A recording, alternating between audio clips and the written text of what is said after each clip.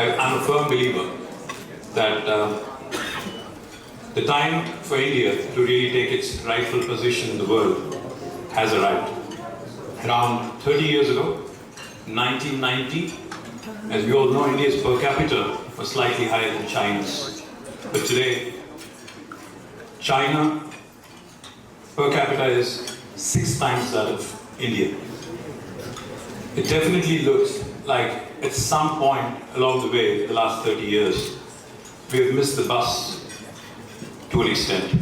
However, all is not lost. Nations have made up for their lost time. What China could achieve in 30 years, I believe India could do in less than 15 years, provided we get it right this time. India has indeed many natural advantages. The country is blessed with abundant natural resources, minerals, enough resources to provide adequate energy. It has large amount of water resources, has rivers, lakes, water bodies, enough to irrigate its farmlands and supply drinking water to all of its citizens and its industry as well. But more importantly, we have an even greater resource, the human resources. All nations across the world, especially in the developed world, have gone through a phase of demographic dividend. But it's important to remember that it can only happen once in the growth of a nation. This time, if you think for a minute, 65% of India is less than the age of 35. The median age of India today is 27. This, by far, is the highest number of working population any country has had in the entire history of mankind. Most developed nations developed quite rapidly, increasing their GDP multifold, when they went through this phase of demographic dividend and reaping it properly. However, what we believe to be a great benefit can also become a great burden, great demographic burden, if we do not capitalize on this quickly. What is seen as a great asset can also become a great liability if we do not consciously create a conducive environment for large-scale employment. Around 55% of India today leans heavily on agriculture. While so many Indians depend on agriculture, in reality, farming in India runs on sustenance mode. Average farmer only has 2.6 acres of land holding. To be able to become a part of the developed world and join the first world league, India needs to make sure that its agriculture becomes a viable business opportunity, and then it needs to train its youth to create an alternate mode of employment, leveraging the surplus agriculture produce. As a step one, we have to ensure that the farmers convert their business into a viable one. The good news is, many of these transformations that can be done, which India needs, my state, Telangana, has already taken the lead in implementing them. About 9 years ago, the new state of Telangana was formed on the 2nd of June 2014. And it has gone through a revolutionary transformation in just 9 years to become a pioneer state. In fact, I keep telling a lot of my friends and a lot of forums wherever I speak, I keep saying, in the 75 years of Indian independence, Telangana today is the most successful startup state. The reason why I say this is because we have tried to get our basics right. What are the basics I am referring to? We are the first state in India in 75 years of independence to have provided a portable drinking water connection to each and every one of our 10 million homes. We're ranked number 1 in the country through a program called as Mission Bhagirath, where we've spent $5.5 billion of investment and have created massive infrastructure which will last, which will take care of all the water scarcity or water issues for the next 50 years. In fact, we have become a role model state for the country through Mission Bhagirath. We have inspired Government of India to launch Jal Jeevan Mission. We've also inspired about 11 other states in the country to follow suit. For those of you who may not be aware or who may not believe in what I'm about to say, I urge you, if you have a phone in your hand, to pull it up, probably open Google and search the world's largest lift irrigation project. You would not believe the answer Google will give you. It is Kaleshwaram lift irrigation project based out of Telangana, where we lift water from 80 meters above sea level, and through a multiple stage lifting system, we bring it all the way to 618 meters. Through this multiple lift irrigation system, we have been able to achieve almost 9 million acres of land under irrigation. We have been able to bring 9 million acres of land under irrigation. We've also been able to cater to a mega city like Hyderabad and all of its drinking water needs for the next 50 years. It is an engineering marvel. We often speak about Chinese execution and how quickly the Chinese have been able to pull out engineering marvels and constructions. But this project, Kaleshwaram lift irrigation project, has been completed by our government in Telangana in a span of 4 years flat. We also have pioneered several innovative schemes in farming sector, such as Raitu Bandhu, a farm input assistance scheme, where each and every farmer for every crop season gets 5,000 rupees per acre. And this is an investment, which is an input assistance. And more importantly, let me also quickly add, we have ensured holistic, all-round development across multiple sectors in my state. For those of you who may have taken a vaccine shot during or after the pandemic, let me tell you one thing which might surprise you. If you've taken a vaccine or the next time your child is getting a vaccine shot, there's 1 in 3 chance that it could have been manufactured in Telangana. We produce 9 billion doses of vaccines from my state, 900 crores, if I have to translate into a number which I think many Indians would relate to. 900 crores of vaccines every year. And what is even more staggering, we produce 40% of India's bulk drugs and pharmaceuticals. And even more importantly, for those of you who are looking to set up a base in pharmaceuticals or life sciences, let me also add, we also have the largest number of US FDA approved manufacturing facilities for any province in the world. We have 214 US FDA approved manufacturing facilities. The second largest is in the state of New Jersey in US with 189. That goes to show you the kind of strength Telangana has developed and nurtured over the last 1 decade or so in life sciences ecosystem. We started our journey as a power deficit state, but today I stand before you as a proud Telanganite who have been able to overcome the power crisis. In fact, we are now a power surplus state. More importantly, we are the leader in renewable energy production per capita in the country. We have achieved several distinctions in the grassroots sector, in health, in irrigation, in power. I can go on and on. Now, the conclave is called Ideas for India. So what am I trying to say here? What Telangana has been able to do in a short span of 9 years, if only the rest of India can do it, I think we will be in the first world in a matter of 15 to 20 years. Likewise, just to put, if I have to sum up Telangana's story in one sentence and how well we've done in the last 9 years, we are less than 2.5% of India's population, but our contribution to India's GDP is 5%. We are literally punching double our weight in the category. It's like a 50-kilo boxer fighting in a 100-kilo category. More importantly, we are ranked consistently on the ease of doing business rankings in the top 2 or 3. We are, besides being the vaccine hub of the world, we are also the seed bowl of the country, and we also, in fact, consume largest amount of power in India. We have the highest per capita consumption for any state in India belongs to Telangana. I can go on, there's plenty of other things. But we also have been very judicious and fiscally prudent when it comes to investing in infrastructure.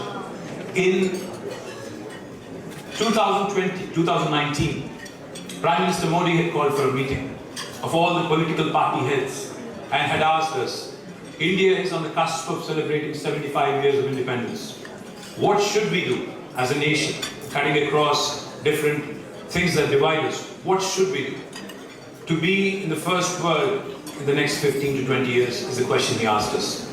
From my political party, I was there, and I told Prime Minister Modi candidly that we ought to do only one thing. The 3I mantra, which I believe will propel India into the first world. Focus on innovation, create infrastructure, and let the growth be inclusive. If you're able to achieve these three things, absolutely, it is absolutely possible that India will actually take its rightful position in a very, very short span of time. What do I mean by innovation? I just don't mean startups, and I don't just mean all the disruptions that are happening in the business. Even governments can innovate. In Telangana, we have come out with a very innovative industrial policy called as the TS-IPAS. Now, TS-IPAS literally stands for Telangana State Industrial Project Approval Self-Certification System. We have conferred upon the investor a right to self-certification. As long as you believe that you are going to be in compliance with the law of the land, you can hit the ground running in Telangana. You can start the construction of your factory on day one. You don't need to meet the minister. You don't need to meet the principal secretary. You don't need to meet any official in Telangana. You can, if you have already procured a piece of land, you can start construction on day one. Only for regulatory purposes, we request that you submit all the details, the nature of your business, the potential employment, the potential revenue, what kind of taxes would you be paying, etc., all in the TS-IPAS portal. Once we receive that information, by statute, by legislation, we promise all clearances in 15 days. And if you don't deliver on the 15-day window, on the 16th day, it's a deemed approval, it's an automatic approval. No other Indian state will tell you this. Let me also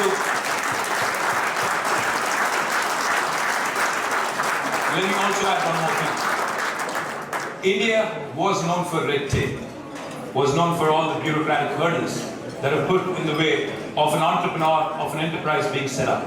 But today in Telangana, we have laid out a red carpet. What we promise you is, if we do not deliver on the 15-day window, not only is it a deemed approval, from the 16th day, this law, this piece of legislation, actually empowers me to levy a penalty of ₹1,000 per day on the bureaucrat who holds up your clearance. Again, no other Indian state will tell you this. And the last thing I'll tell you on this TS-IPAS, this law gives me such flexibility as a minister, me and my team. If any of you entrepreneurs from UK is entertaining the thought of investing in India, my humble request to you is, if my competition, it could be Karnataka, it could be Gujarat, it could be Maharashtra, it could be some other state. If you're willing to share the details of what they are offering you to lure you to their state, I promise you this, through this policy, I will either meet or beat the best offer you have from any other state in India. Now, for those of you who are thinking, this guy is a politician, so obviously, whatever he says, is he just BSing his way through or does it actually work? Let me tell you, in the last 8 years of legislating TS-IPAS, we have been able to give more than 23,000 clearances in my state, have been able to raise $47 billion of investment, have created 2.4 million direct job potential through this window. Again, in case you're still wondering, does it actually work really? Let me tell you, Amazon's world's largest campus is not in Seattle. It is in Hyderabad. It's a 3.1 million square foot campus. We gave them all clearances. We gave them all clearances in 11 days flat. Not only Amazon. You take a look at the top 5 most valued tech companies of the world. Apple, Microsoft, Google, Meta, and if you go on, Uber, Salesforce, ServiceNow, Micron, Qualcomm, Novartis, Medtronic, all these large marquee names have their second largest base in the world outside of their headquarters in my city, Hyderabad.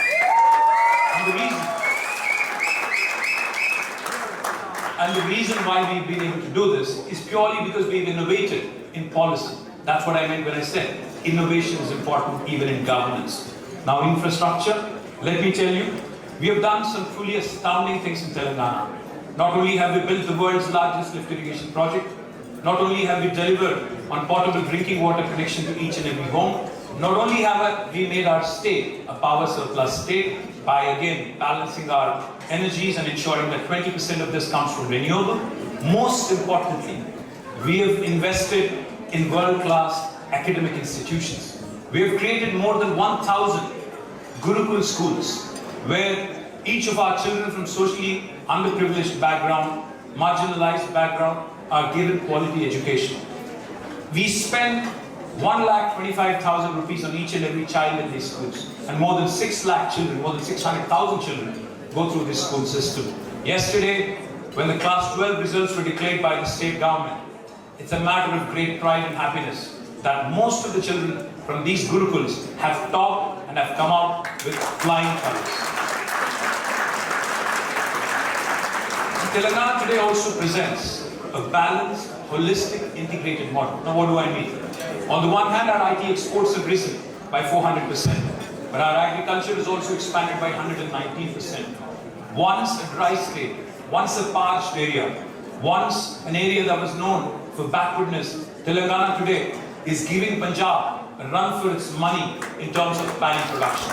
Thanks to the projects like Kaleshwar, thanks to large irrigation projects and even minor irrigation resources. We have not neglected the rural and urban development. Our population is less than 3% of India, but we win 30% of the awards declared by the national government on the Panchayati Raj Day.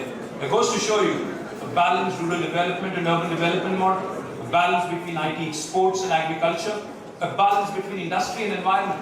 In fact, Telangana is a proud state that has increased its green cover by 7.7%, highest for any state in the country.